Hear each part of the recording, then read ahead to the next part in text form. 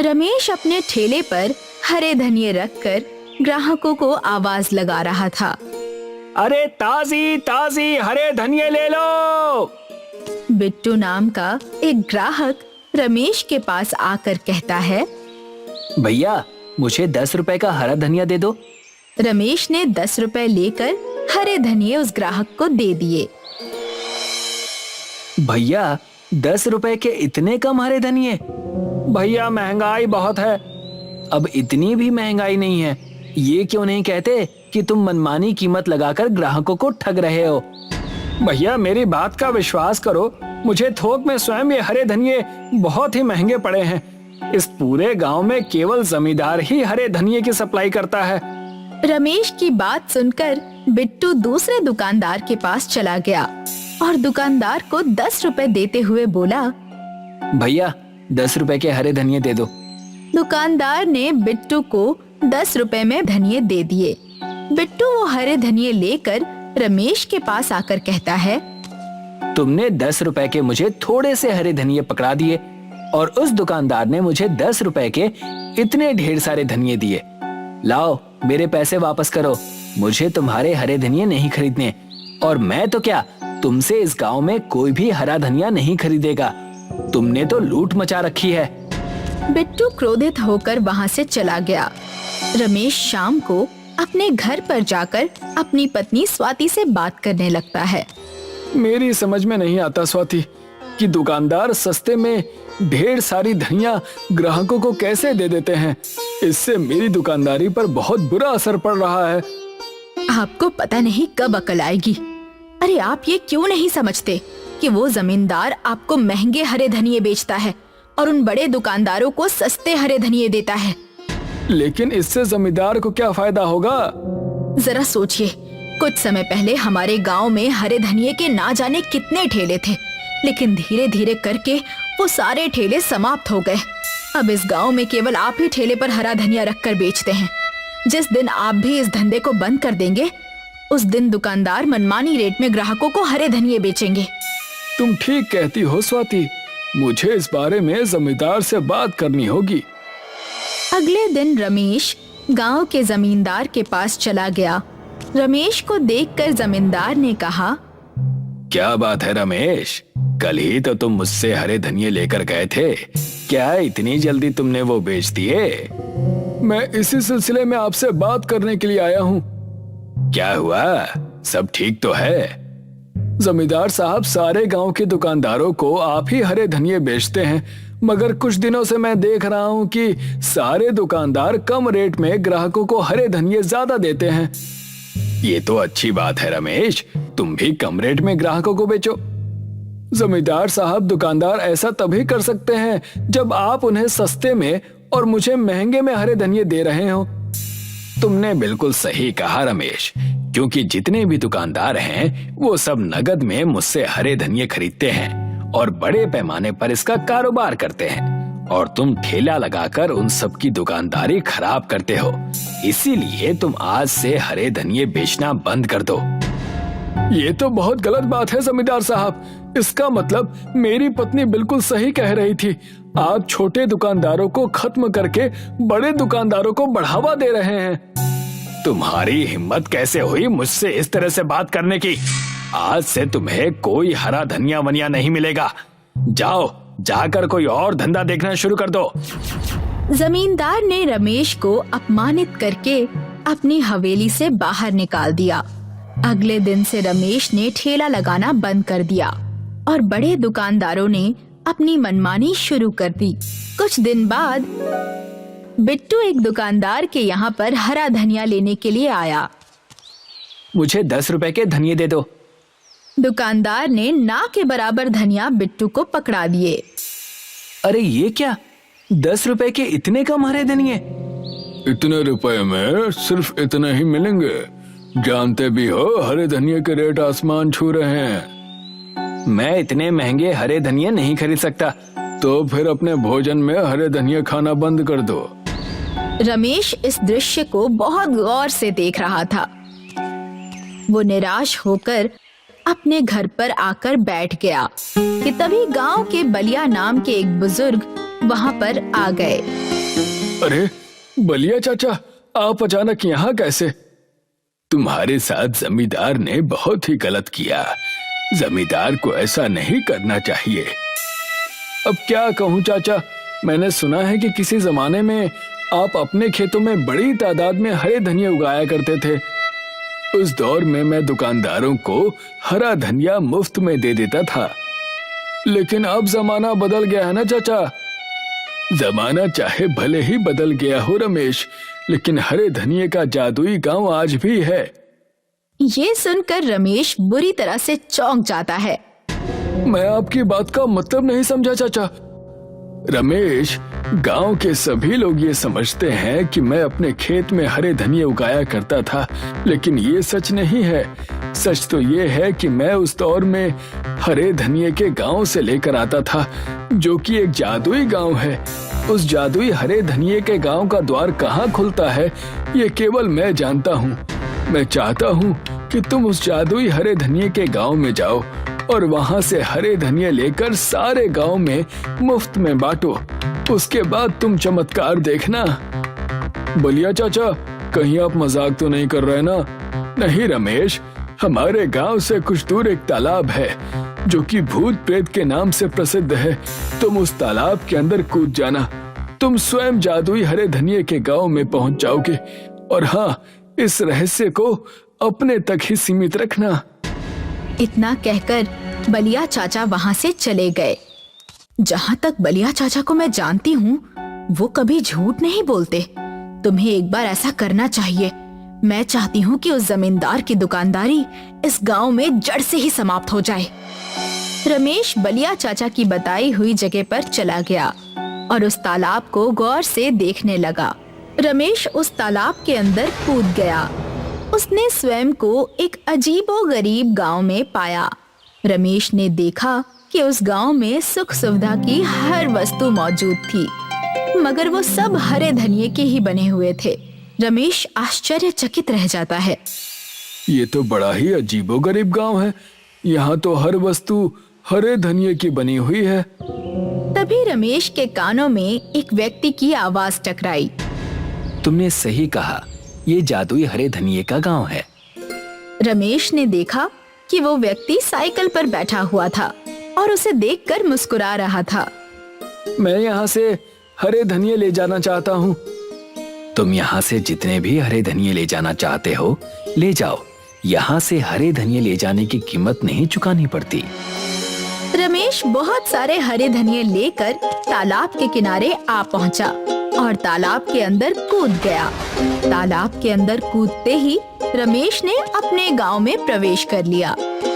अरे वाह, जादुई हरे धनिये के गांव से आने और जाने का रास्ता तो बड़ा ही आसान है। अब मैं रोज वहां से हरे धनिये लाकर गांव में मुफ्त में बांटूंगा। रमेश उस दिन से गांव में मुफ्त धनिया बांटने लगा। कुछ दिन बाद एक ग्राहक रमेश से आकर कहता है, अरे भैया, तुम्हारे यहाँ के हरे धनिये में कोई दवाई मिली हुई है क्या? नहीं तो क्या हुआ, सब ठीक तो है। मेरी पत्नी के पेट में बहुत दर्द रहता था, लेकिन जब से उसने तुम्हारे हरे धनिये को भोजन में डालना शुरू किया, तब से वो बिल्कुल ठीक है। इतना बोलकर वो व्यक्ति रमेश को बहुत सारे पैसे देकर चला गया।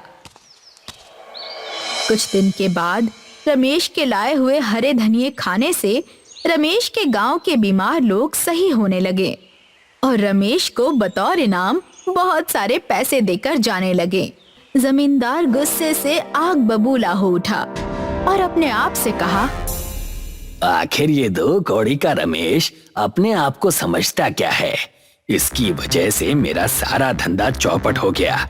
मैं इसे छोड़ूंगा नहीं, मैं इसे सबक सिखा कर रहूंगा।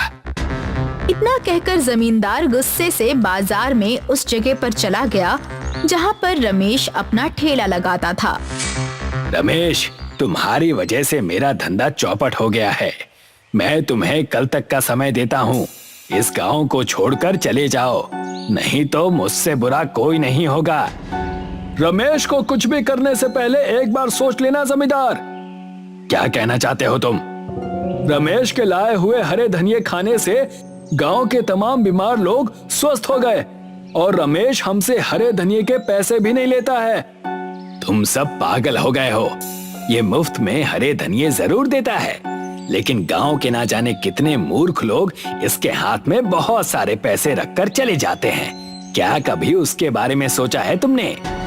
क्योंकि उनके परिवार में बरसों से बीमार लोग रमेश के हरे धनिये खाने से ठीक हो जाते हैं। तुम पागल हो गए हो क्या? कभी तुमने इससे पूछा है कि आखिर रोज रोज इतने ढेर सारे हरे धनिये लाता कहां से है? मुझे विश्वास है कि ये जरूर कहीं से चोरी करके लाता होगा। तभी वहाँ पर बहुत से लोगों की भीड़ एकत्रित हो गई। उस भीड़ में से एक व्यक्ति जमींदार से कहता है, कहीं से भी लाता हो, हमें इस बात से क्या लेना देना। हम सिर्फ इतना जानते हैं कि इसके हरे धनिये खाने से लोग ठीक हो रहे हैं। अब यहाँ से सीधे तरीके से चले जाओ जमींदार, नहीं तो ये भीड़ देख रहे हो ना, ये तुम्हें मारने के लिए ही एकत्रित हुई है।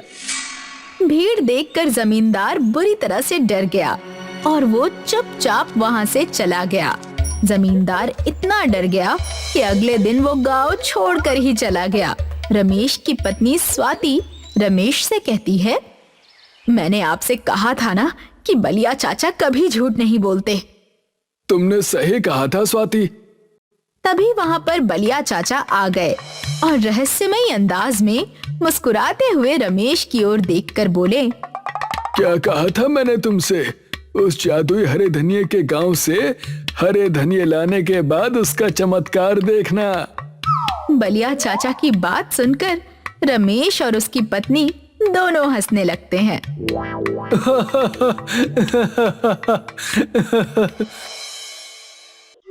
नीलिमा के पिता की मौत के बाद उसके घर की सारी जिम्मेदारी उसके कंधों पर आ गई थी और इसलिए उसने एक चाइनीज भेल का ठेला लगाना शुरू कर दिया। नीलिमा खुद रोज चटनियां बनाया करती थी और न्यूडल्स को भी फ्राई किया करती थी। शाम के ठीक 5 बजे वो अपना ठेला खोला करती थी। दीदी, मुझे एक चाइनीज भेल दे दो। मुझे भी। मुझे 2 भेल पार्सल चाहिए। नीलिमा के ठेले पे आते ही ग्राहकों की भीड़ लग जाया करती थी। नीलिमा एक एक करके सारे ग्राहकों को चाइनीज भेल दिया करती थी। दीदी, बहुत टेस्टी हैं। मजा आ गया। कल हम वापस आएंगे। हाँ हाँ, बिल्कुल आना। नीलिमा की होममेड चटनी और नूडल्स का टेस्ट दूसरी दुकानों से अलग था और वही उसके ग्राहकों को पसंद आता था। कुछ ही घंटों में नीलिमा का सारा सामान खत्म हो जाया करता था। फिर वो घर लौट आती। ये लो माँ, आज की कमाई। वाह, आज तो तुमने 600 रुपए कमाए हैं। हाँ, आज चटनी और नूडल्स ज्यादा बनाए थे। अच्छा है, कल से ऐसे ही ज्यादा बनाना। ठीक है माँ।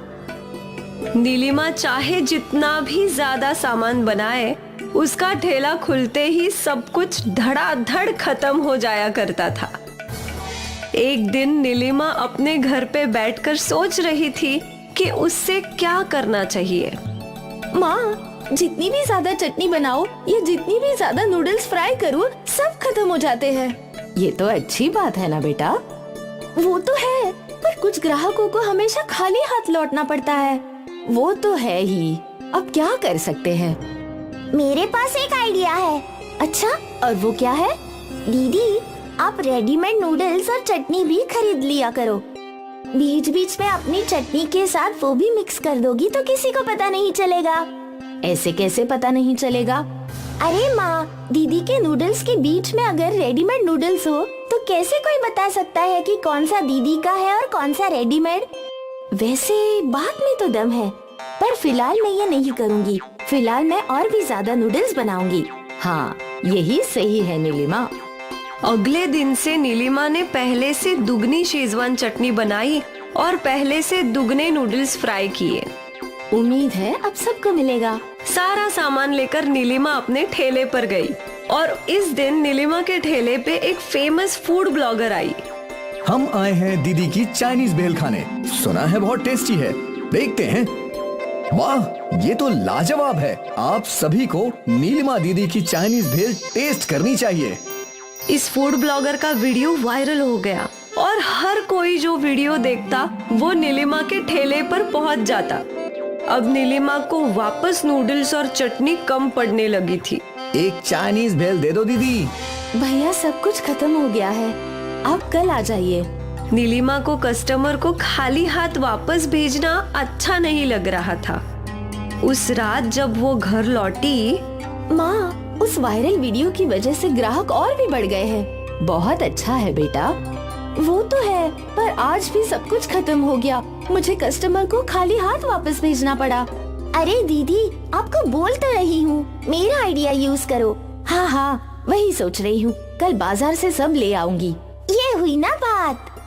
अगली सुबह नीलिमा बाजार से शेजवान चटनी का कैन और नूडल्स के बड़े बड़े पैकेट ले आई। फिर नीलिमा ने अपने रोज की चटनी बनाई और साथ ही नूडल्स भी फ्राई किए। ये सारी चीजें लेकर वो अपने ठेले पर गई। रोज की तरह नीलिमा के ठेले खोलते ही ग्राहक जमा हो गए। मुझे 2 चाइनीज भेल पार्सल। मुझे भी एक, मुझे भी एक। नीलिमा का हाथ चलता ही रहा। धीरे धीरे डिब्बे में चटनी कम होती जा रही थी। लगता है मुझे वो बाजार वाली चटनी भी मिला देनी चाहिए और नूडल्स भी। फिर नीलिमा ने अपनी चटनी में बाहर वाली चटनी मिला दी और फ्राइड नूडल्स में बाजार वाले फ्राइड नूडल्स मिला दिए। मुझे 2 चाइनीज भेल चाहिए। हाँ हाँ, दे रही हूँ। नीलिमा पहले की तरह सारे ग्राहकों को चाइनीज भेल बना बना कर खिला रही थी। दीदी, स्वाद में कुछ अलग है, पहले जैसा नहीं है, पर अच्छा है। नीलिमा खुश थी कि उसके ग्राहकों को बाजार वाले सामान का स्वाद भी पसंद था। फिर क्या था, हर दिन नीलिमा बाजार के शेजवान चटनी और नूडल्स को अपने बनाए हुए सामान में मिला देती थी। किसी को स्वाद में अंतर समझ नहीं आया क्या? नहीं माँ, उल्टा सब चाव से खा रहे थे। अच्छा है, लगता है छाया का आइडिया काम कर गया। माँ खुश थी कि नीलिमा की मेहनत कम हो गई थी। धीरे धीरे नीलिमा बहुत कम सामान बनाती थी और ज्यादा से ज्यादा सामान बाहर से खरीदती थी, लेकिन अब भी उसके ठेले पे भीड़ थी। फिर एक दिन नीलिमा के ठेले के बगल में अशोक ने चाइनीज का ठेला खोला।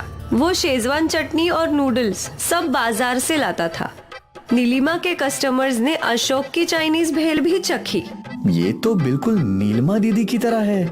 क्या सच में? एक एक करके सारे कस्टमर्स ने अशोक की भेल चखी और उन्हें वो भी अच्छी लगी। अशोक बड़ा ही शातिर था। वो कस्टमर्स को अपनी तरफ खींचना चाहता था, तो उसने चाइनीज भेल का दाम 10 रुपए से घटाकर 8 रुपए कर दिया। अरे वाह, बस 8 रुपए में? सही है। वैसे भी दोनों के स्वाद एक जैसे ही हैं। वो भी है। और कम दाम होने की वजह से अशोक के ठेले पे कस्टमर्स की भीड़ लग गई और देखते ही देखते नीलिमा का ठेला खाली था। आज पहली बार नीलिमा का सामान खत्म नहीं हुआ था। वो मायूस होकर घर लौटी। क्या हुआ? अशोक ने मेरे बगल में चाइनीज भेल का ठेला खोल रखा है और दाम 8 रुपए कर दिए। अब मेरे पास कोई नहीं आ रहा। तो दीदी, आप भी दाम घटा दो, पर उससे मुनाफा कम नहीं होगा। कोई बात नहीं, पर कम से कम सब बिकेगा। हाँ। अगले दिन नीलिमा ने नया बोर्ड लगाया। उसने चाइनीज भेल का दाम 7 रुपए कर दिया। 7 रुपए का बोर्ड देखकर कस्टमर्स नीलिमा के ठेले की ओर गए। अब तो कुछ करना ही पड़ेगा। अशोक ने अपना दाम घटाकर 5 रुपए कर दिया है। 5 रुपए में चाइनीज भेल, अब तो मैं 2 खाऊंगा। और एक बार फिर सारी भीड़ अशोक के ठेले की ओर मुड़ गई। नीलिमा ने अपना सिर पकड़ लिया। उसे समझ ही नहीं आ रहा था कि वो क्या करे। कई घंटों तक वही बैठने के बाद नीलिमा घर लौटी। मेरा आइडिया काम किया ना दीदी? नहीं, अशोक ने दाम 5 रुपए कर दिए। अभी भी सारा सामान वापस आया। मैं 5 रुपए से नीचे दाम नहीं घटा सकती। तो अब क्या करे? मुझे तेरी सुननी ही नहीं चाहिए थी। मेरा चाइनीज भेल का ठेला अच्छा भला चल रहा था। जहाँ मैंने लालच के चक्कर में बाजार से सामान लाया, वही मेरा डूबना शुरू हो गया। मुझे लालची नहीं बनना चाहिए था। लेकिन अब तू क्या करेगी? वापस वही जो पहले करती थी। खुद चटनी और नूडल्स बनाकर चाइनीज भेल बनाऊंगी, पूरी ईमानदारी से। अगले दिन नीलिमा ने शेजवान चटनी और नूडल्स बनाना शुरू कर दिया और फिर शाम को वो अपने ठेले पर पहुंची। नीलिमा ने बोर्ड चेंज किया और 10 रुपए लगा दिया और उसके ऊपर लिख दिया होममेड। कुछ देर तक नीलिमा के ठेले पर कस्टमर्स नहीं थे, पर फिर एक औरत आई। आपकी चाइनीज भेल महंगी क्यों है दीदी? मेरी चटनी और नूडल्स होममेड है। ऐसा स्वाद आपको मार्केट के नूडल्स और चटनी में नहीं मिलेगा। एक चाइनीज भेल दीजिए ना। हाँ। नीलिमा ने उस औरत को चाइनीज भेल दिया। वाह, बहुत अच्छी है। आज तक ऐसी चाइनीज भेल नहीं खाई। धीरे धीरे नीलिमा के रेगुलर कस्टमर्स ने चाइनीज भेल चखी ये तो एकदम पुरानी वाली है, मजा आ गया। और फिर क्या था, सारे कस्टमर्स नीलिमा के चाइनीज भेल के ठेले पर लौट आए। अशोक के ठेले पर दाम कम था, पर कोई वहाँ भटकता भी नहीं था। अशोक सोचता रहा कि वो क्या कर सकता है, पर नीलिमा के ओरिजिनल चाइनीज भेल का तो तोड़ ही नहीं था। एक बार फिर नीलिमा का व्यापार बढ़ा।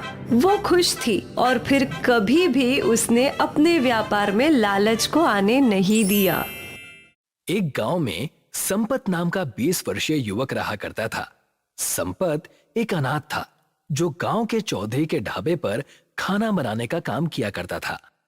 जल्दी जल्दी हाथ चलाओ संपत, ग्राहक टेबल पर खाली बैठे हुए हैं। आज मैं दाल मखनी की अलग रेसिपी बना रहा हूं चौधरी जी, देखिएगा आज की दाल खाकर ग्राहक उंगलियां चाटते रह जाएंगे। अरे उंगलियां चाटने की बात बाद में देखना, पहले जाकर उन्हें भोजन देकर आओ। बस चौधरी जी कुछ देर और रुक जाइए, अभी 5 मिनट में मैं सारे ग्राहकों को भोजन लगाता हूं। चौधरी रसोई घर से बाहर चला गया।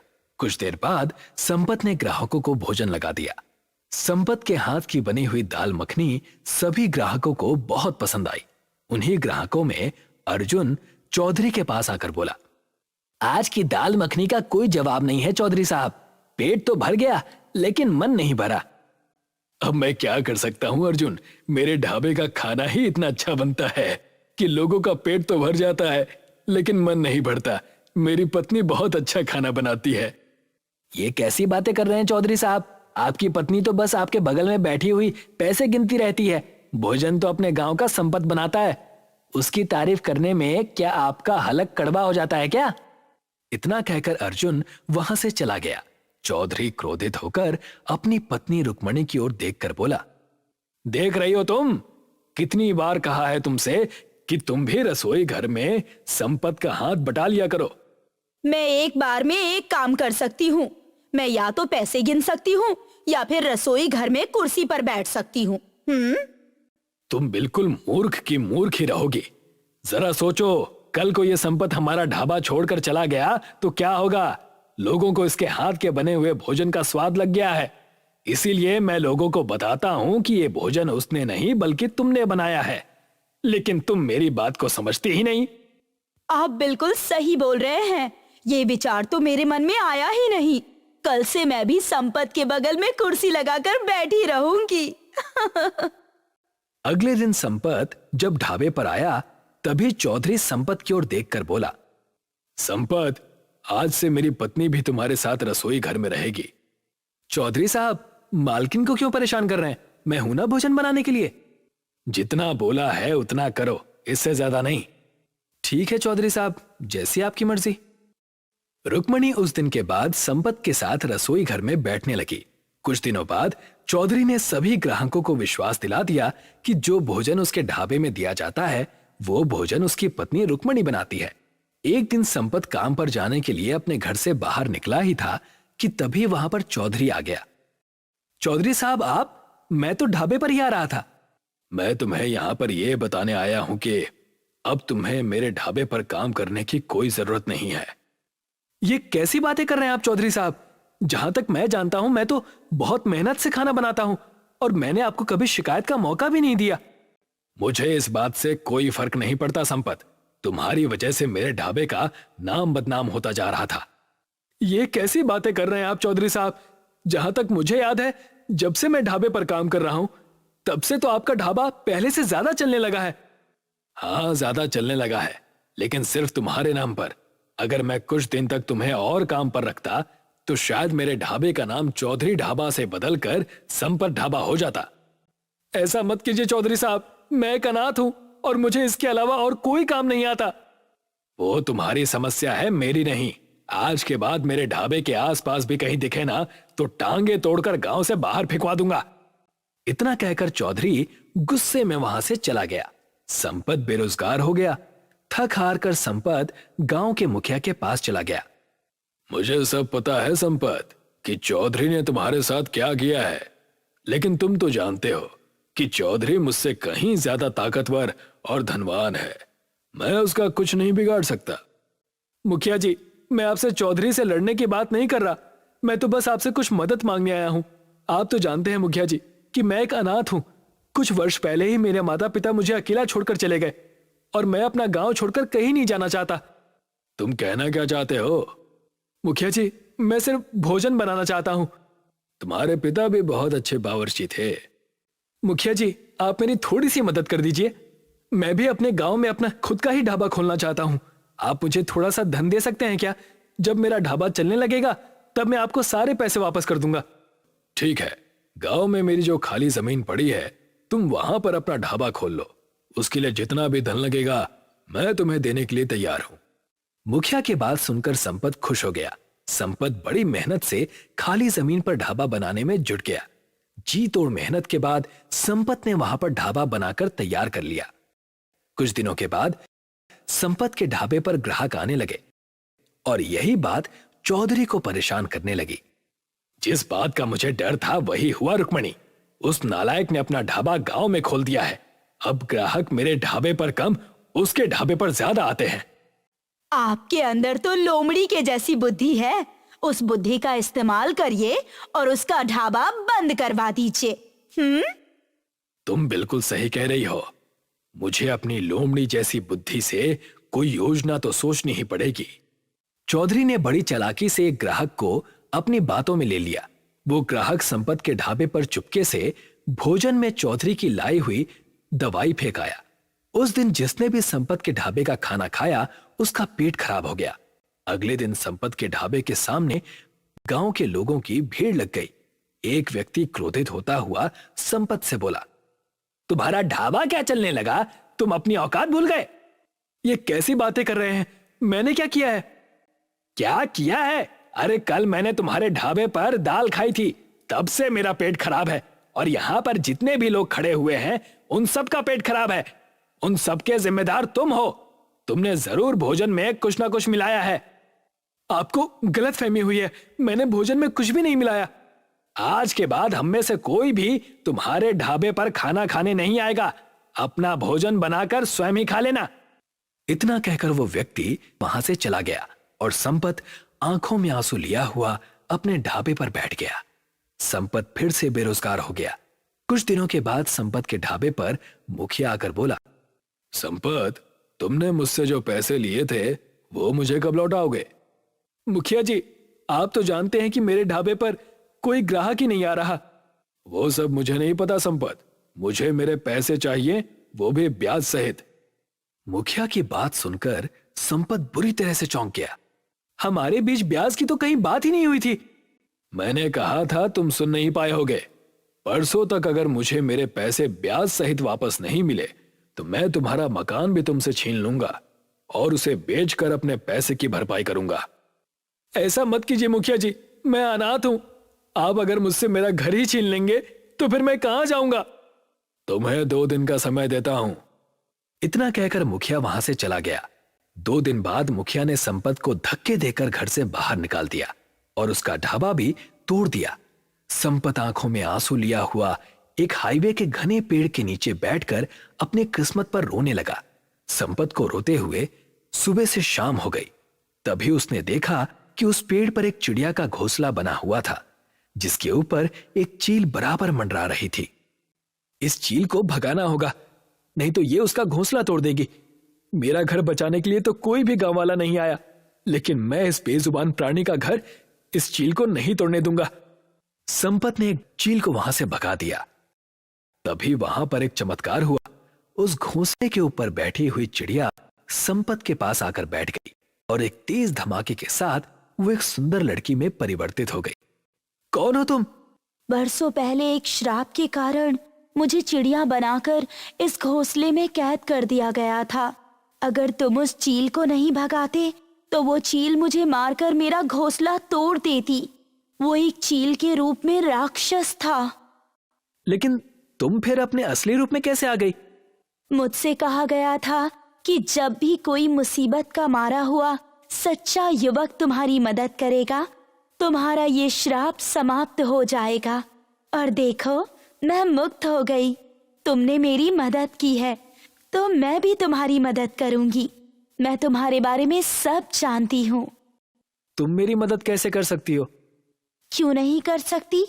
तुम बहुत अच्छा खाना बनाते हो, बस तुम्हारे पास धन नहीं है। एक घर था, वो भी तुमसे छीन लिया गया, लेकिन कोई बात नहीं।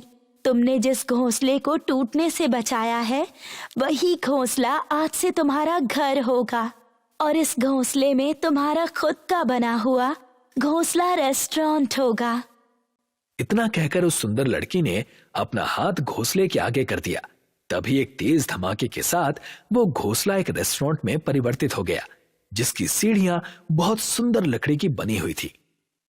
ये घोंसला रेस्टोरेंट आज से तुम्हारा है। तुम्हें यहाँ से कोई भी नहीं निकाल सकता। जब भी तुम्हें यहाँ से कोई निकालने की कोशिश करेगा तो वो खुद ही मुसीबत में फंस जाएगा। इतना कहकर वो सुंदर लड़की वहां से गायब हो गई। संपत उस रेस्टोरेंट के अंदर चला गया। उसने देखा कि रेस्टोरेंट अंदर से किसी 5 स्टार होटल जैसा था, जहां पर एक से एक महंगी टेबल रखी हुई थी और एक 5 स्टार होटल की ही तरह हर सुख सुविधा वहां पर मौजूद थी। कुछ देर बाद संपत वहां पर आराम की नींद सो गया। अगले दिन संपत नाश्ता करके नीचे उतरा ही था कि तभी उसके सामने एक कार आकर रुक गई। उसमें से एक सुंदर युवक बाहर निकलकर संपत से बोला, ये किस तरह का रेस्टोरेंट है भाई? इस तरह के रेस्टोरेंट्स तो मैंने सिर्फ विदेशों में ही देखे हैं, लेकिन वो भी तस्वीरों में। ये मेरा रेस्टोरेंट है, घोंसला रेस्टोरेंट। मेरे रेस्टोरेंट पे हर तरह का भोजन उपलब्ध है। क्या तुम मुझे अपना रेस्टोरेंट दिखा सकते हो? दिखाना क्या है साहब, आप मेरे पहले ग्राहक हैं। आपके लिए आज का खाना मुफ्त है। संपत ने उसके लिए बहुत अच्छा भोजन तैयार कर दिया। भोजन खाकर वो युवक उंगलियां चाटते हुए बोला, यकीन मानो, मैंने एक से बड़े एक 5 स्टार होटल में खाना खाया है, लेकिन इससे ज्यादा लजीज खाना मैंने अपने जीवन में नहीं खाया। मैं एक बहुत बड़ी कंपनी में एडवर्टाइजमेंट का काम करता हूं। तुम चाहो तो मैं तुम्हारे इस घोंसला रेस्टोरेंट का एडवर्टाइजमेंट कर सकता हूं। तुम्हारा रेस्टोरेंट प्रसिद्ध हो जाएगा और यहां ग्राहकों की भीड़ लग जाएगी। अगर ऐसा करेंगे तो मेरे लिए ये बहुत ही अच्छी बात होगी। वो युवक मुस्कुराता हुआ वहां से चला गया। अगले दिन उस रेस्टोरेंट में शहर से आने वाले लोगों की भीड़ लग गई। उस भीड़ में बहुत बड़े बड़े नेता, पत्रकार और बहुत सी अमीर फैमिली के लोग थे। संपत का घोंसला रेस्टोरेंट कुछ ही महीनों में पूरे इंडिया में छा गया और यही बात चौधरी और मुखिया को बेहद परेशान कर रही थी। तुम सिर्फ नाम के मुखिया हो, तुमसे एक छोटा सा काम नहीं हुआ। तुमने जितना बोला था उससे ज्यादा करके दिखाया था मैंने। अरे तुमने तो सिर्फ उसे अपने ढाबे से निकाला था, मैंने तो उसका मकान भी उससे छीन लिया था। मगर उसकी किस्मत ही इतनी अच्छी है, तो इसमें मैं क्या कर सकता हूं? अब इन बातों से क्या लेना देना मुखिया। उसके घोंसला रेस्टोरेंट में शहर के अमीर लोग आते हैं और गांव के लोगों को वो अपने घोंसला रेस्टोरेंट में मुफ्त खाना खिलाता है। वो सबको रोजगार दे रहा है और तरक्की कर रहा है, और हम यहां हाथ पर हाथ धरे बैठे हुए हैं। तुम चाहते क्या हो? मैं चाहता हूं कि उसके घोंसला रेस्टोरेंट में आग लगा दूं। तो फिर देर किस बात की है? चलो चलकर आज रात ये शुभ काम कर ही देते हैं। मुखिया और चौधरी पेट्रोल लेकर उस पेड़ पर पहुंच गए। उन्होंने उस पेड़ पर पेट्रोल छिड़का, मगर जैसे ही उन्होंने आग लगाने की कोशिश की, अचानक उनके शरीर में बुरी तरह से जलन होने लगी और वो बहुत बुरी तरह से चीखने लगे। संपत और सारे ग्राहक रेस्टोरेंट के नीचे आ गए। अरे आप दोनों को क्या हुआ? आप दोनों चीख क्यों रहे हैं? हमें माफ कर दो संपत, हम तुम्हारे घोंसला रेस्टोरेंट पे आग लगाने के लिए आए थे, लेकिन हमने जैसे ही आग लगाने की कोशिश की, हमारे शरीर में जलन महसूस होने लगी। आज तो ये गलती कर ली है मुखिया जी, लेकिन आज के बाद इस गलती को कभी भी मत करना। तभी उस घोंसला रेस्टोरेंट के अंदर से एक भारी आवाज आई। इन दोनों से कहो कि अब ये गांव छोड़कर चले जाएं, नहीं तो उनके शरीर की जलन दुनिया का कोई भी डॉक्टर ठीक नहीं कर पाएगा। मुझसे यह कहा गया था कि अगर कोई भी इस घोंसला रेस्टोरेंट को नुकसान पहुंचाने की कोशिश करेगा तो वो बहुत बड़ी मुसीबत में पड़ जाएगा। मुखिया और चौधरी ने संपत की बात मानने में ही भलाई समझी। वो दोनों रात ही रात गांव खाली करके भाग गए। संपत आज भी घोंसला रेस्टोरेंट चलाता है। बाबूलाल नौकरी की तलाश में गांव से मुंबई शहर में आता है। वो नौकरी के लिए बहुत भटकता है, पर उसको कहीं भी नौकरी नहीं मिलती है और दिन भर धूप में भटकने की वजह से उसकी तबीयत खराब हो जाती है। सोचा था मुंबई आकर कुछ काम करूंगा, पर यहाँ तो आते ही मेरी तबीयत ही खराब हो गई है। लगता है शहर की हवा मुझे सूट ही नहीं कर रही है। अब तो डॉक्टर के पास जाना ही पड़ेगा। बाबूलाल डॉक्टर के पास जाता है तो देखता है कि वहाँ बहुत भीड़ लगी हुई है। पूछने पर पता चलता है कि सभी लोग बाहर का खाना खाने से बीमार पड़ गए हैं। ये देखकर बाबूलाल के मन में एक विचार आता है। अच्छा तो ये बात है, क्यों ना मैं इन लोगों को खाना बना कर दूं, जिससे मुझे भी काम मिल जाएगा और इन लोगों को खाना। बाबूलाल डॉक्टर से अपने लिए दवाई लेता है और अपने घर आकर टिफिन सर्विस शुरू करने की तैयारी करता है। सबसे पहले जाकर वो किराने की दुकान से राशन खरीदता है। उसके बाद वो बर्तन वाले की दुकान से जाकर बहुत सारे टिफिन खरीदता है और खाना बनाना शुरू कर देता है। अच्छे से खाना पकाऊंगा तभी तो लोगों को मेरे हाथ का खाना पसंद आएगा, और साथ ही मुझे सफाई का विशेष ध्यान रखना होगा, तभी तो लोग स्वस्थ भी रहेंगे। बाबूलाल साफ सुथरे तरीके से खाना बनाता है और लोगों के घर घर जाकर टिफिन देता है। सभी को उसके हाथ का खाना बहुत पसंद आता है, इसलिए उसको और भी कई लोग टिफिन देने के लिए बोलते हैं। अरे वाह, मैंने जितना सोचा था ये काम तो उससे भी अच्छा चल रहा है। अब तो मन लगाकर काम करना पड़ेगा, तभी जाकर ज्यादा लोगों को टिफिन पहुंचा सकता हूँ। बाबूलाल बहुत मेहनत करता है, पर फिर भी वो ज्यादा लोगों तक टिफिन नहीं पहुंचा पाता, क्योंकि एक तो वो अकेला ही सारा काम करता है, राशन लाना, खाना पकाना और टिफिन पहुंचाना। वो देखता है कि बहुत से लोग सुबह सुबह ऑफिस जाने के लिए बस की लाइन में लगे हुए हैं। इन्हें देखकर नहीं लगता कि ये सभी लोग ऑफिस के चक्कर में नाश्ता भी ठीक से करते होंगे। अगर इनको बस में जाते जाते नाश्ता मिल जाए तो ये लोग ऑफिस भी टाइम पर पहुंच जाएंगे और भूखे भी नहीं रहेंगे। बाबूलाल एक बस रेस्टोरेंट खोलने की सोचता है। इसके लिए वो गांव से अपनी पत्नी और छोटे भाई को शहर बुलाता है और टिफिन सर्विस से कमाए पैसों से एक 2 मंजिला बस खरीदता है। अब मेरे इलाके में कोई भी भूखा नहीं रहेगा। मैं सभी लोगों को नाश्ता करवा कर ही ऑफिस भेजूंगा। चलो आज से ही काम शुरू कर देता हूँ। शुभ काम में देरी क्यों करनी। अब बाबूलाल, उसकी पत्नी और भाई मिलकर बस में रेस्टोरेंट बनाने की तैयारी करते हैं। देखो मुझे गाड़ी चलानी तो आती ही है, इसीलिए मैं बस चलाऊंगा। मेरे हाथ का खाना एक बार कोई खाएगा तो दोबारा कहीं और खाना खाने जाएगा ही नहीं। हाँ हाँ, साफ साफ बोलो ना कि खाना तुम बनाओगी। इतना घुमा फिराकर बोलने की क्या जरूरत है। मैं तो ना खाना बनाना जानता हूँ और ना गाड़ी चलाना। मैं क्या काम करूँगा। मैंने तो पहले ही कहा था कि मैं नहीं आऊंगा शहर। देखा, मेरे आने का कोई मतलब ही नहीं रहा। कोई जरूरी है कि तुम्हें बस चलाना और खाना बनाना आए। अगर तुम चाहो तो हमारे इस बस रेस्टोरेंट में हमारी मदद कर सकते हो। तुम कुछ और काम भी कर सकते हो। और काम क्या रहेगा। दोनों काम के लिए आप दोनों तो हो ही ना। खाना देने वाला भी तो कोई चाहिए ना, और जिनको खाना दोगे उनसे पैसे लेने के लिए भी तो आदमी की जरूरत पड़ेगी ना, या वो काम अपने आप ही हो जाएगा। ठीक है, फिर मैं वेटर और बस कंडक्टर का काम कर लूंगा। लो, ये हुई ना बात। अब तो नहीं कहोगे ना कि तुम्हारे शहर आने का कोई मतलब नहीं निकला। नहीं, अब नहीं कहूँगा। चलो आज एक डेमो लेकर देखते हैं। पर आज तो संडे है ना, आज कौन जाएगा ऑफिस। आज हम अपनी सभी चीजें बस में अच्छे से सेट कर देंगे, ताकि कल हमें सुबह सुबह ज्यादा दिक्कत ना हो। मैं सोच रहा हूँ कि रेस्टोरेंट का सारा सेटअप हमारे ऊपर वाली मंजिल पर करना चाहिए। जिसको खाना खाना होगा वो ऊपर आ जाएगा और खाने के बाद नीचे आ जाएगा, जिससे बाकी यात्रियों को भी परेशानी नहीं होगी। हाँ, ये ठीक रहेगा। किचन का पूरा सेटअप ऊपर ही कर लेते हैं ताकि दोनों चीजें आपस में मिक्स ना हो। तीनों मिलकर बस में रेस्टोरेंट बनाने की तैयारी करने लगे। उन्होंने अपने सारे बर्तन और कुछ कुर्सियों के साथ कुछ मेज भी बस में रख दिए।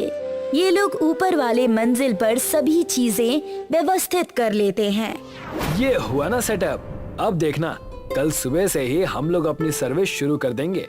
पर इसके लिए लोगों को हमारे बस रेस्टोरेंट के बारे में पता भी तो होना चाहिए। हमें एक बड़ा सा बोर्ड बस के आगे लगाना होगा। अब बाबूलाल दुकान से एक बड़ा सा बोर्ड बनवा कर लाता है जिसमें बड़े बड़े अक्षरों में लिखा हुआ है बाबू बस रेस्टोरेंट। वो उस बोर्ड को बस के आगे टांग देता है और अब सभी लोग सुबह होने का इंतजार करते हैं। सुबह होती है पर कोई भी उनके बस रेस्टोरेंट में नहीं आता। ये देखकर सभी लोग निराश हो जाते हैं। ये क्या भैया, हमारी बस में तो कोई भी नहीं आ रहा है। अब क्या करें? करना क्या है? जाकर लोगों को बुलाना पड़ेगा। अब बाबूलाल और श्यामलाल दोनों मिलकर अपने बस रेस्टोरेंट के बारे में लोगों को बताने लगते हैं। देखिए भाई साहब, यहाँ पर भीड़ में बस का इंतजार करने से अच्छा है आप हमारी बस में बैठ जाइए। वहाँ आपको नाश्ता भी मिलेगा और आपको आपके ऑफिस भी पहुँचा देंगे। अच्छा, ऐसी कौन सी बस है जिसमें नाश्ता भी मिलने लगा है? बस रेस्टोरेंट है, आप चलिए तो सही, आपको सब पता चल जाएगा। वो आदमी अपने साथ अपने कई दोस्तों को लेकर बाबूलाल के बस रेस्टोरेंट में आता है। बाबूलाल की पत्नी सभी के लिए नाश्ता बनाती है जो कि सभी को बहुत पसंद आता है। ये तो बहुत अच्छी सुविधा दी है आपने भाई साहब। ऑफिस के ऑफिस पहुंचना भी हो जाता है और साथ में खाना भी हो जाता है। हाँ, सुविधा तो अच्छी है पर उसके बाद भी हमारी बस में कोई आ नहीं रहा है। क्योंकि आपके इस बस रेस्टोरेंट के बारे में लोगों को पता नहीं है, इसीलिए कोई नहीं आ रहा। जब पता चलेगा तो लोग जरूर आएंगे। अब आप ही देखो ना, जब आपने मुझे बताया तभी तो मुझे इसके बारे में पता चला। मैंने इतना बड़ा बोर्ड तो लगाया हुआ है, अब और कैसे बताऊं लोगों को अपने बस रेस्टोरेंट के बारे में? बोर्ड तो लगा दिया पर उसे कोई तभी देखेगा ना जब बस के पास आएगा। कुछ ऐसा करो कि बस के पास आए बिना भी लोगों को आपकी बस रेस्टोरेंट के बारे में पता चल जाए, जैसा कि तुम चाहते हो। हाँ, ये सही रहेगा। अब बाबूलाल बहुत सारे पैम्पलेट्स छपवाता है और जगह जगह जाकर उनको बांटने लगता है। वो बस स्टैंड में लाइन में लगे लोगों को भी देता है। इसके अलावा वो घर घर जाकर भी लोगों को ये पैम्पलेट्स बांट देता है, जिससे अब सभी लोगों को उसके बस रेस्टोरेंट के बारे में पता चल जाता है और उसके बस रेस्टोरेंट में लोगों की भीड़ लग जाती है। अरे भाई, जरा आराम से चढ़ो, बस भागेगी नहीं आपको छोड़कर। सभी लोग ठीक से बैठ जाइए। श्यामलाल सभी के टिकट्स काटता है और खाने के ऑर्डर्स लेता है। बाबूलाल की बीवी खाना बनाती है। हम चारों के लिए एक एक आलू पराठा बना दीजिए। ठीक है मैडम, अभी लाता हूँ। बहुत सारे लोग ऊपरी मंजिल पर खाना खा रहे हैं और बहुत सारे लोग नीचे बैठकर सफर कर रहे हैं। ये लीजिए मैडम, आपके पराठे और ये हमारे रेस्टोरेंट का टेस्टी अचार। थैंक यू भैया। जैसे जैसे समय बीतता है, बाबूलाल के बस रेस्टोरेंट में लोगों की भीड़ लगने लगती है। अब सभी लोगों को इस बस रेस्टोरेंट के बारे में पता चल गया है, इसीलिए सभी लोग इससे सफर करना पसंद करते हैं और देखते ही देखते बाबूलाल को शहर में सभी लोग जानने लगते हैं और वो बहुत पैसे कमाकर यहाँ पर अपना एक सुंदर सा घर खरीद लेता है। ये कहानी है छतरपुर गांव की, जहां करिया अपनी पत्नी के साथ रहा करता था। छतरपुर में बारिश ना होने की वजह से जमीनें सूख सी गई थी, जिसके कारण खेतों में अनाज पैदा नहीं होता था और इस वजह से करिया अपनी पत्नी से झगड़ा किया करता था। ये क्या, आज भी सिर्फ चावल खाने में? मैं कब खाऊंगा अच्छा खाना? मुझे कुछ समझ में ही नहीं आ रहा। बड़े आए अच्छा खाना खाने वाले। अगर मैं पैसे ना बचाऊं तो चावल भी नसीब ना हो। नसीब नसीब, बस सब नसीब का कमाल है। तुम्हारा बस नाम ही प्रेमा रखा है माँ बाप ने, प्रेम तो दूर दूर तक नहीं है। चुपचाप खाना खा रहे हो या मैं तुम्हें खिलाऊं? तुम्हारे कड़वे वचन सुनकर ही मेरा पेट भर चुका है। मैं जा रहा हूँ, नहीं खाना मुझे ये सब। करिया प्रेमा से झगड़ा करके वहाँ से चला गया और जाकर अपने खेत में हल चलाने लगा। कड़ी धूप में परिश्रम करने के बाद उसे नंदू पहलवान नजर आया। अरे नंदू भाई, आज कहाँ से पहलवानी करके आ रहे हो? बड़े मुस्कुरा रहे हो, जरूर जीत कर आए हो। पहलवानी तो नहीं, बस ये एक मैं आम लेकर आया हूँ, यही गंदे नाले के पास से। क्या कहा? गंदे नाले के पास से? वहाँ आम कैसे मिल सकता है? क्यों नहीं मिल सकता, मैं ये लेकर तो आया हूँ, जाओ तुम भी ले लो। नंदू सोचने लगा और वहाँ उस गंदे नाले के पास चला गया। ये पहलवान जरूर पागल हो चुका है, मोटी बुद्धि का।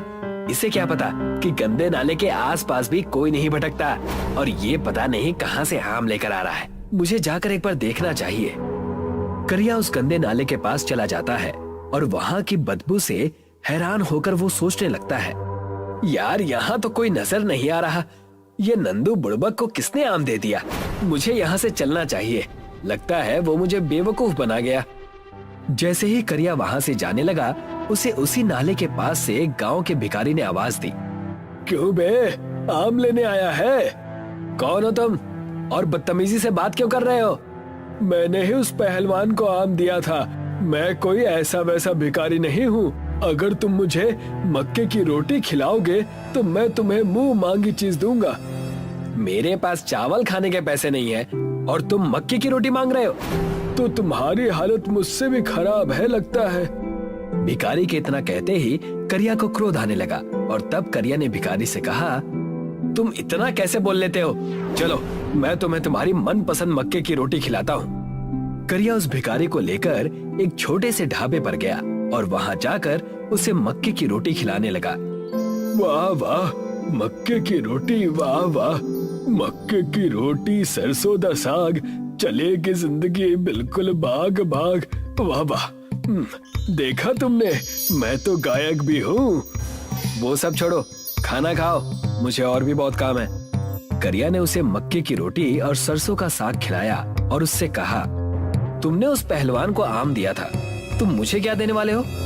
इमली, मैं तुम्हें इमली देने वाला हूँ। इस इमली को अपनी पत्नी के साथ खाकर तुम इसके बीज को गंदे नाली के पानी के पास बो देना और जादू देखना। इतना कहकर भिखारी वहाँ से चला गया, लेकिन करिया उस इमली को देखकर सोचने लगा, ये कैसी इमली है? कहीं ये मुझे पागल तो नहीं बना गया? उधार में मक्के की रोटी और सरसों का साग भी खा गया और आम की जगह दे भी गया तो क्या ये इमली? करिया उस इमली को लेकर अपने घर चला गया और अपनी पत्नी प्रेमा को देकर कहने लगा, भाग्यवान, ये इमली ले लो, इसका कुछ बना देना या खा लेना। इमली की कौन सी सब्जी बनती है भला? इसे हमें खाना ही होगा ना? हाँ, खा जरूर लेना और ध्यान रखना, इसके बीज मुझे दे देना, मैं इसको बो दूंगा।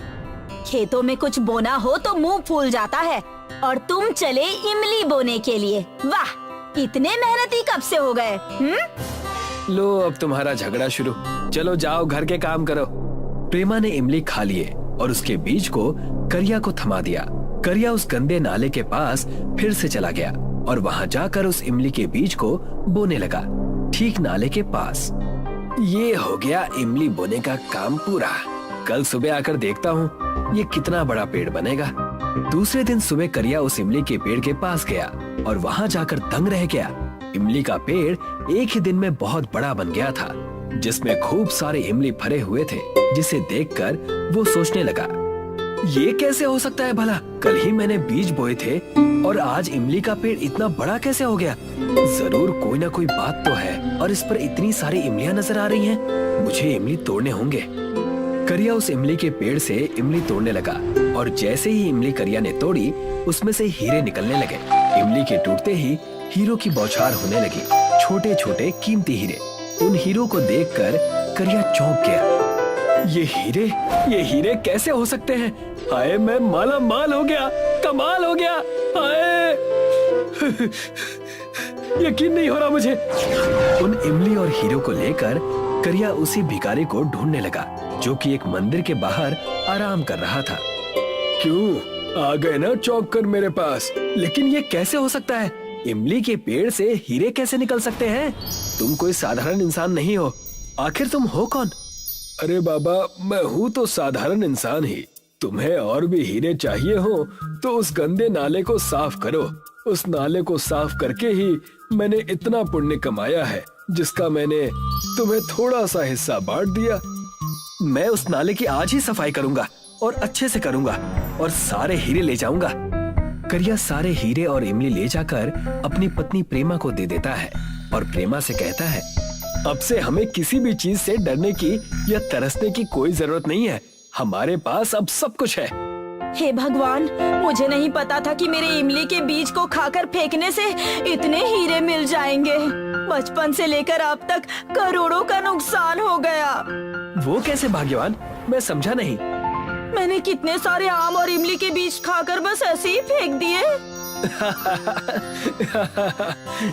दोनों हंसने लगते हैं और अपनी जिंदगी उस हीरे की मदद से अच्छी कर लेते हैं।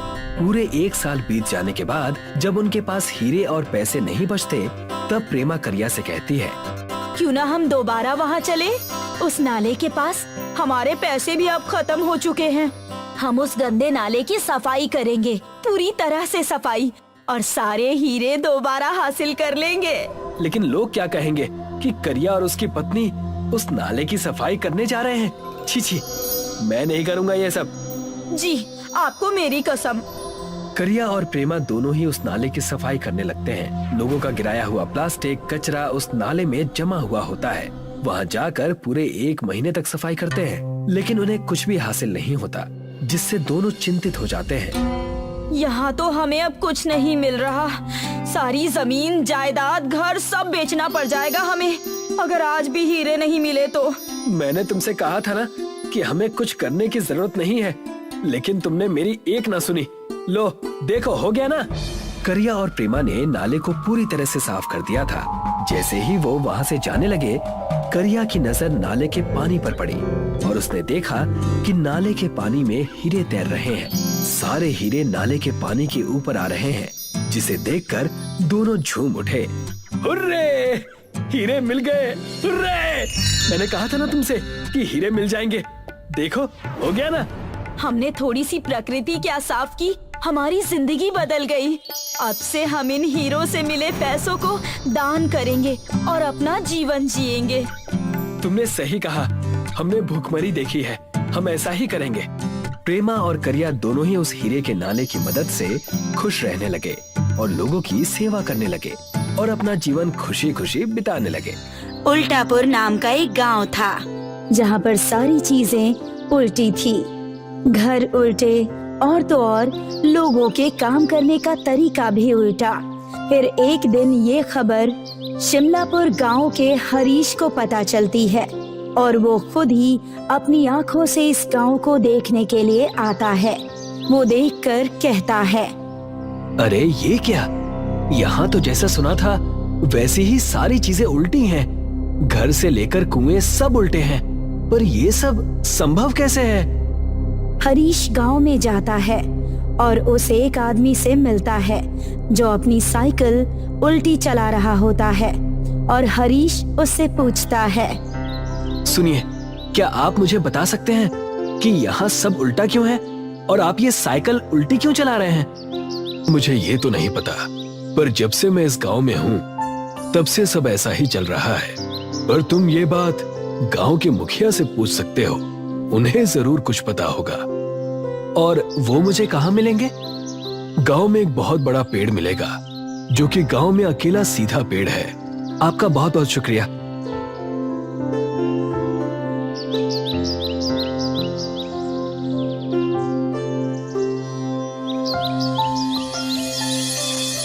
वहाँ से हरीश उस पेड़ के पास पहुँच जाता है जहाँ पर गांव के मुखिया खड़े रहते हैं। हरीश उनके पास जाकर उनसे पूछता है, क्या आप मुझे बता सकते हैं कि यहाँ घर, कुएं, पेड़ सब उल्टे क्यों हैं और सिर्फ ये अकेला पेड़ सीधा क्यों है? बेटा, तुम कहाँ से आए हो और तुम ये क्यों जानना चाहते हो? मैं शिमलापुर गांव का हूँ। मैंने सुना था कि यहाँ सारी चीजें उल्टी हैं, तो मैं देखने के लिए खुद चला आया। और अब जब मैंने सारी चीजों को अपनी आंखों से देख लिया है तो मैं बस जानना चाहता हूँ कि यहाँ सारी चीजें ऐसी क्यों हैं। फिर मैं गांव जाकर सारी बातें लिखकर उसे गांव में बांट दूंगा। देखो बेटा, मुझे पूरी बात तो नहीं पता, पर मैं यही जानता हूँ कि एक बार एक ऋषि थे जो इस गांव में इस बड़े सीधे पेड़ के नीचे बैठकर ध्यान लगाया करते थे, और किसी वजह से उन्होंने इस गांव को श्राप दे दिया, जिस वजह से इस गांव की सारी चीजें इस तरह से उल्टी हो गईं। पर उन्होंने श्राप क्यों दिया और उस श्राप को कैसे हटा सकते हैं? बेटा, ये तो मुझे भी नहीं पता, पर अगर तुम्हें जानना है तो तुम गांव के पुस्तकालय में जाकर खोजबीन कर सकते हो, शायद तुम्हें वहां कुछ मिल जाए। आपका बहुत बहुत धन्यवाद। वहाँ से हरीश गांव के पुस्तकालय में जाता है।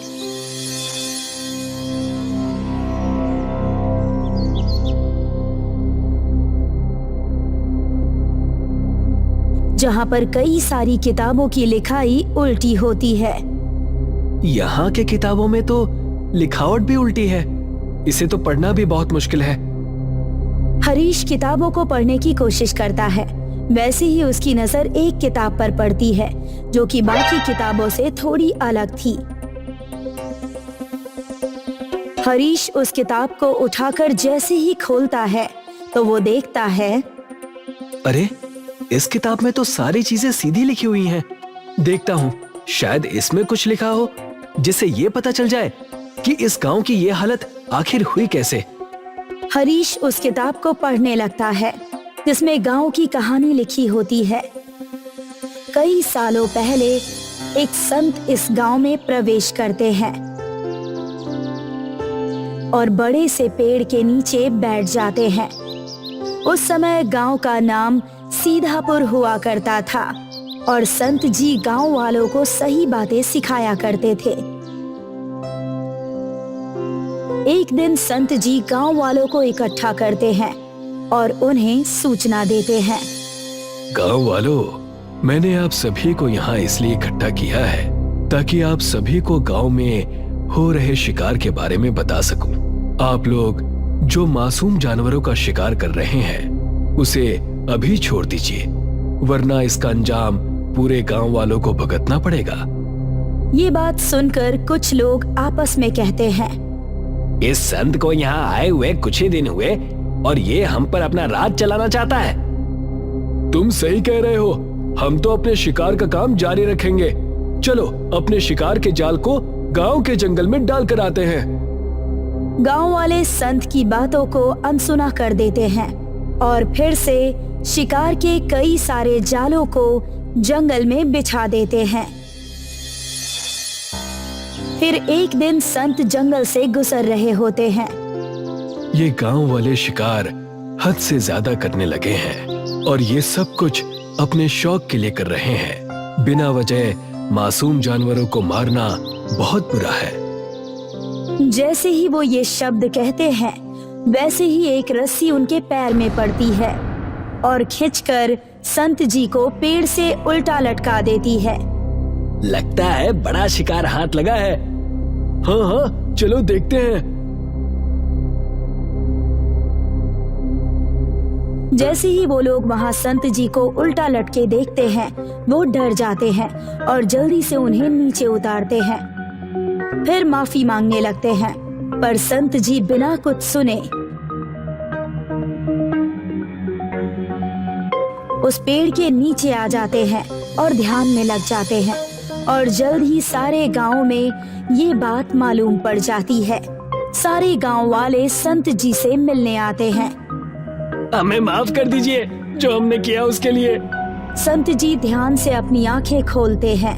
उनकी आंखें क्रोध से लाल हो चुकी होती है और फिर वो गांव वालों से कहते हैं, मैंने तुम्हें पहले ही चेतावनी दी थी, पर जो आज मेरे साथ हुआ मैं उसे नहीं भूल सकता।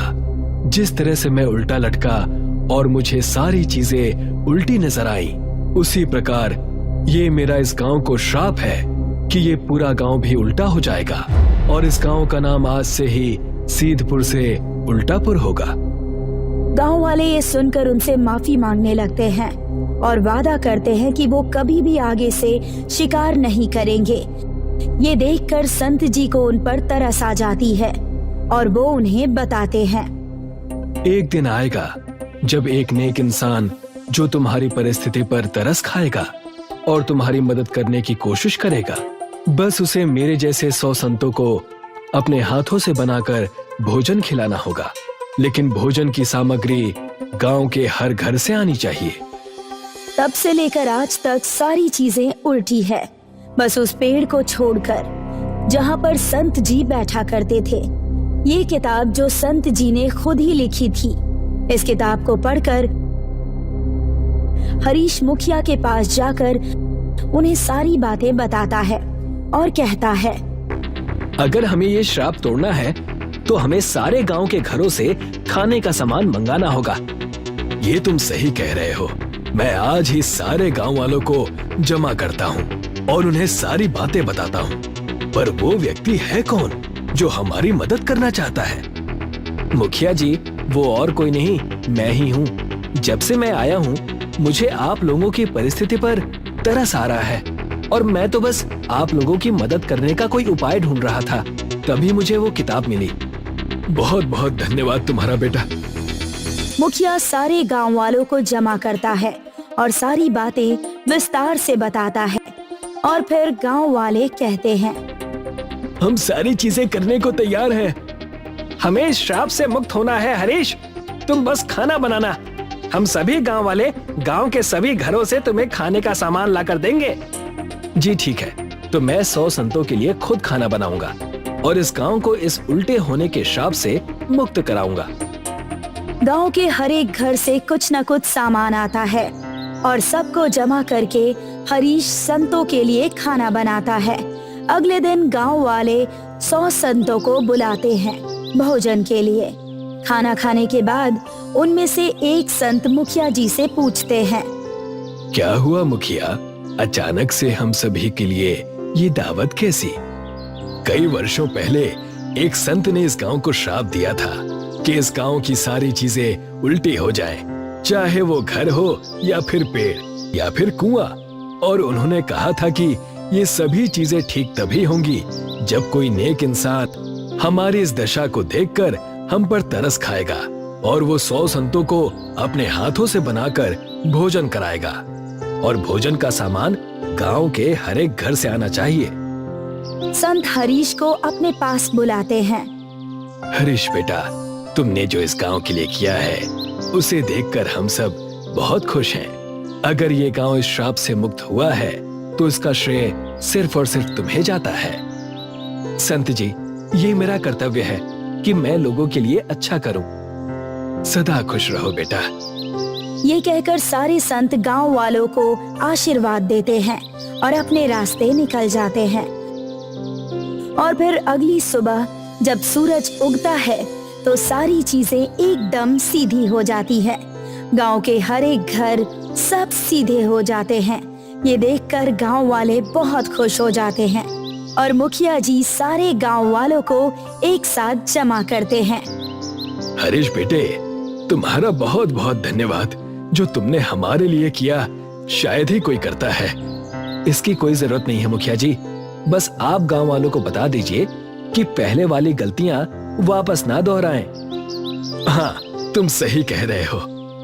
तभी मुखिया जी सारे गांव के लोगों से कहते हैं, इस गांव में आज के बाद कभी कोई जानवरों का शिकार नहीं करेगा और अगर कोई शिकार करते हुए पकड़ा गया तो उसे गांव से निकाल दिया जाएगा।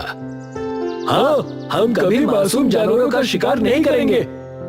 और उसी वक्त मुखिया जी गांव का नाम फिर से सीधापुर रख देते हैं और गांव के सभी लोग अब अपने सीधे गांव में खुशी से जीते हैं। कर्नाटका के एक गांव कुरांगिनी में कुछ आदिवासी रहते थे जो हमेशा अपने पितृदेव यानी अपने कुल देवता की सेवा करते थे। उनका मन था कि कुल देवता की पूजा अर्चना करके ही उनका जीवन बहुत अच्छा और बहुत सुकून से गुजरेगा। उनके घर भी हवा में झूलते हुए बने थे। वो चाहते थे कि गैर समाज का व्यक्ति उनके पास ना आए और ना ही वो किसी के पास जाना चाहते थे। हमेशा से खेतों से चावल और दाल और कई सारे फल खाकर अपना जीवन व्यतीत करते। उसी वक्त कुरांगिनी के पास वाले गांव में कुछ बच्चे कैंपिंग करने गए थे। चंदू, मंगलू और कविता। मुझे तो अब तक यकीन नहीं हो रहा है कि मैं हॉलिडे पर आई हूँ। सच कहा, यहाँ हम कुछ दिनों तक कैंप करेंगे और आसपास की चीजें भी ढूंढ निकालेंगे। मजा आएगा। हाँ, और सुबह होते ही हम आसपास के गांव घूमने जाएंगे और देखेंगे कि वहाँ क्या है। कुरांगिनी गांव के पास के कैंपिंग स्पॉट पर तीनों दोस्त आराम करने लगते हैं। सुबह होते ही उन्होंने तय किया कि सारे घूमने जाएंगे कुरांगिनी की तरफ। कुरांगिनी के पास जाते ही कविता ने झूलता हुआ घर देखा और कहा, अरे वाह, ये देखो झूलता हुआ घर। लगता है यहाँ के लोगों को झूला झूलने का बहुत शौक है, इसलिए ऊपर वहाँ पेड़ पर ही घर बना लिया है। कितने गजब की खूबसूरती। पूरा गांव हरा भरा है, ताजी हवा, सुंदरता में तो ये सब देखकर खुश हो रहा हूँ। पता नहीं आगे क्या क्या देखने मिलेगा। लेकिन पता नहीं मुझे डर क्यों लग रहा है। ऐसा लग रहा है कि कुछ अनहोनी होने वाली है हमारे साथ। ओफो, तुम तो हमेशा ही नेगेटिव बातें करते रहते हो। अब चुप भी करो और यहाँ का नजारा देखो। कुरांगिनी गांव के आदिवासियों ने उन्हें घेर लिया, जो दिखने में डरावने और खूंखार लग रहे थे। इन्हें देखते ही तीनों दोस्तों की सिट्टी बिट्टी गुल हो गई। कौन है आप लोग और हमसे क्या चाहते हैं? अरे हमेशा शहरी लोगों को हम यहाँ आने से रोकते हैं। तुम लोगों को कितनी बार समझाया है, हमारे गांव के आसपास भी नजर मत आना, लेकिन फिर भी तुम नहीं समझते। अब तुम्हारी खैर नहीं, तुम्हारा हिसाब हमारे गांव के देवता करेंगे। ले चलो इन्हें, आज हमारी देवी ही बताएंगी कि इनका क्या करना है।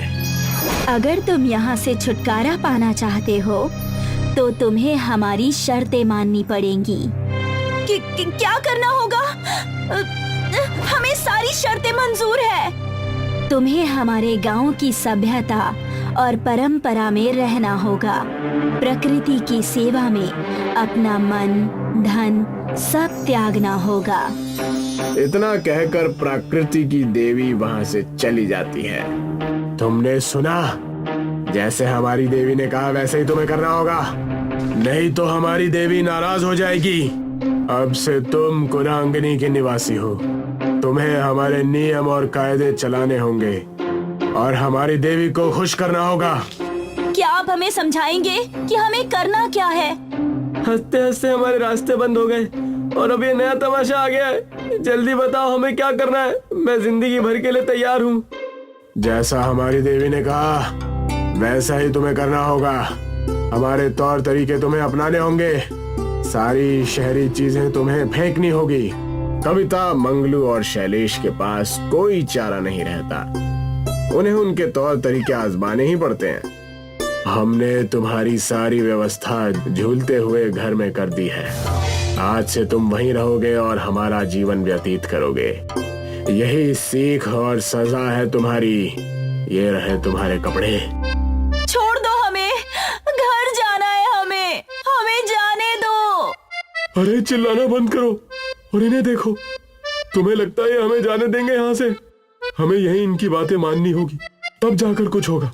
मैंने पहले ही कहा था कि हमें संभल कर रहना चाहिए, लेकिन तुम में से किसी ने मेरी बात नहीं मानी। उन्हें समझ आने लगा था कि प्रकृति सबसे बढ़कर है। ये रहा तुम्हारा भोजन, इसे खाकर हमारे साथ खेत में काम करने चलो। ये क्या है? मुझे ये सब करने की आदत नहीं है। दिखने में तो स्वादिष्ट लग रहा है। मंगलू, इसे खाकर तो देखो। चुपचाप खाकर हमारे साथ चलो। जैसे ही उन्होंने कुरांगिनी गांव का खाना खाया, वाह यार, ये कितना स्वादिष्ट है। अगर हमें ये खाना हर रोज मिले तो मैं यहाँ से कभी नहीं जाना चाहूंगी। बिना मिलावट के खाने की बात ही कुछ और है। सच कहा तुम दोनों ने, हमें यहाँ कुछ दिन बिताने हैं। इससे हमें एक अच्छी सीख और अच्छी समझ के साथ जाएंगे। तीनों ही कुरांगिनी गांव के लोगों के साथ समय बिताने लगते हैं। उनके साथ खेतों में जाकर खेती पेड़ों पर चढ़कर फल तोड़ना और कई सारे गांव की परंपरा में भाग लेते हैं। पूरे 1 महीने तक वो कुरांगिनी गांव वालों के साथ रहते हैं। उनके तौर तरीके सीखने के बाद मुखिया कहता है, हमारे गांव में कल मेला लगने वाला है। इस मेले में कई सारे व्यंजन और कई सारे कारनामे होते हैं। इस मेले में हम आ सकते हैं क्या? अब तो हम भी कुरांगिनी के निवासी हैं। क्यों नहीं, अब तुम हम में से ही एक हो, तुम यहाँ आ सकते हो। अगले ही दिन तीनों मेले में जाने के लिए तैयार हो जाते हैं। वहाँ पर कविता के माँ बाप कविता को ढूंढते हुए आ जाते हैं। कविता की माँ रोने लगती है। कहाँ थी मेरी बच्ची? हमने तुम्हें कहाँ कहाँ नहीं ढूंढा। इन लफंगों के साथ हमें पता था कि तुम किसी मुसीबत में हो। कुरांगिनी गांव के लोग कविता के पिता की बात सुनकर डर जाते हैं। तब कविता कहती है, लेकिन पिताजी, इसमें इनकी कोई गलती नहीं है। मुखिया जी ने अपना कर्तव्य निभाया और हमें एक बहुत अच्छी सीख दी जो कोई स्कूल या कॉलेज हमें नहीं दे पाता। इस गांव में आने के बाद हमने हमारी प्रकृति के बारे में जानने का बड़ा अवसर प्राप्त किया। हमें पता चला कि हमारी दुनिया से बढ़कर भी कुछ चीज है। मैं शुक्रगुजार हूँ इस कुरांगिनी गांव और यहाँ के लोगों का जो हमें यहाँ आने का मौका मिला। सब कुछ सुनने के बाद मुखिया कहते हैं, देखा, हमारे साथ रहने का नतीजा। मुझे गर्व है तुम तीनों पर। हमें तुम्हें यही सिखाना था। मुझे तो तुम तीनों पर नाज है। प्रकृति देवी की शर्त पूरी होती है। अब तुम यहाँ से जा सकते हो और अपना सामाजिक जीवन बिता सकते हो। कविता, मंगलू और शैलेश वहाँ से खुशी खुशी जाने लगते हैं। हम आप सब से मिलने साल में एक बार जरूर आएंगे और शहर जाकर लोगों को प्रकृति के बारे में सतर्क करेंगे।